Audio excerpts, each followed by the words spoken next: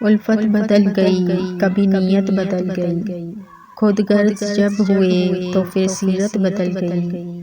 اپنا قصور دوسروں پر ڈال کر کچھ لوگ سمجھتے ہیں حقیقت بدل گئی۔ جو اچھا لگتا ہے اسے غور سے مت دیکھو، کہیں ایسا نہ ہو کوئی برائی نکل آئے۔ جو برا لگتا اسے غور سے دیکھو، ممکن ہے کوئی اچھائی نظر آ جائے۔ اچھے لوگوں کو آزمانے کی کوشش نہ کرنا، کیونکہ اچھے لوگوں کی مثال ہیرے جیسی ہے۔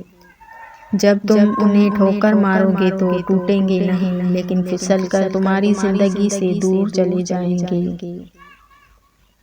سب سے بڑی غلطی جو زیادہ تر لوگ کرتے ہیں، آدھا سنتے ہیں، تھوڑا سمجھتے ہیں، زیادہ بتاتے ہیں۔ دھڑکنیں احساسات سے چلتی ہے، احسانات سے نہیں۔ اس لیے جس سے جب تک رشتہ رکھیں، احساس کا رکھیں، نہ کہ احسانات کا۔ نیا سال آئے بن کے اجالا، کھل جائے آپ کی قسمت کا تالا۔ ہمیشہ آپ پر رہے مہربان اوپر والا، یہی دعا کرتا ہے آپ کا یہ چاہنے والا۔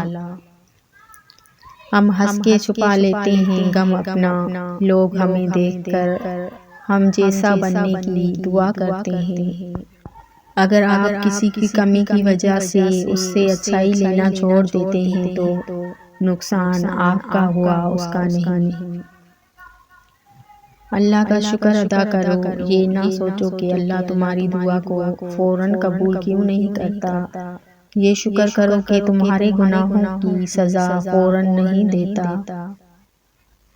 وہی لوگ اپنے دوست کے دل سے نہیں اترتے جن میں وہ دو چیزیں ہوتی ہیں جو اللہ پاک نے قرآن میں بیان فرمائی ہیں، بہت سا صبر اور خوش نصیبی۔ ان دو چیزوں کی مدد سے ایک دوست دوسرے کے دل میں آئی عداوت کو اچھی باتوں سے دور کر سکتا ہے۔ یہ صبر انسان کو خود پیدا کرنا ہوتا ہے اور بخت اسے اللہ پاک عطا کرتا ہے۔ دکھ تو تب ہوتا ہے جب ہماری نیت صاف ہو اور کوئی ہم کو غلط سمجھے۔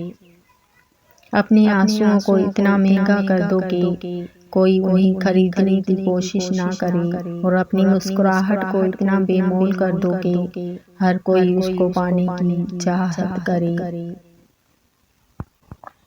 ہدایت اور اللہ کی محبت دو ایسی چیزیں ہیں جو انسان کو مانگے بغیر نہیں ملتی۔ ہمیشہ سمجھوتا کرنا سیکھو، کیونکہ تھوڑا سا جھک جانا کسی رشتے کو ہمیشہ کے لیے توڑنے سے بہت بہتر ہے۔ جو رشتے ہماری طاقت ہوتے ہیں، اکثر وہی ہماری کمزوری بھی ہوتے ہیں۔ رشتے خون کا ہو یا احساس کا، اس میں ضد نہیں آنی چاہیے، ورنہ ضد جیت جاتی ہے اور رشتہ ہار جاتا ہے۔ خوش قسمت ہیں وہ لوگ جن کے پاس برے بھلے کی تمیز کروانے والی ہستیاں موجود ہیں۔ تربیت کا اصول پہلے گھر پر ہی لاگو کیا جاتا ہے۔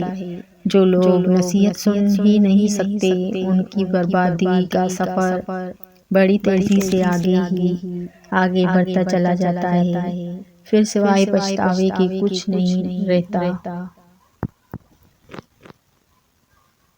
کسی پر زیادہ ناراض ہونے سے بہتر ہے اپنی زندگی میں اس کی اہمیت کم کر دیں۔ خاموشیاں اس وقت بولتی ہیں جب الفاظ چپ ہوتے ہیں۔